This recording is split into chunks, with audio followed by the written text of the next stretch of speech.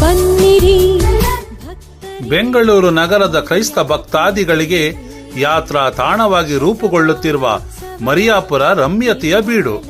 ಸುತ್ತ ಕಾಡು, ಬೆಟ್ಟ, ಗುಡ್ಡ, ಹಸಿರು ಬನಗಳ ನಡುವೆ ಹೂವಿನಂತೆ ಹರಳಿ ನಿಂತಿರುವ ಕಾರ್ಮಲ್ ಮಾತೆಯ ದೇವಾಲಯ ಕೈ ಬೀಸಿ ಕರೆದು ಯಾತ್ರಿಕನನ್ನು ಹಪ್ಪುವ ಸಂಭ್ರಮ ಬಂದಿದೆ.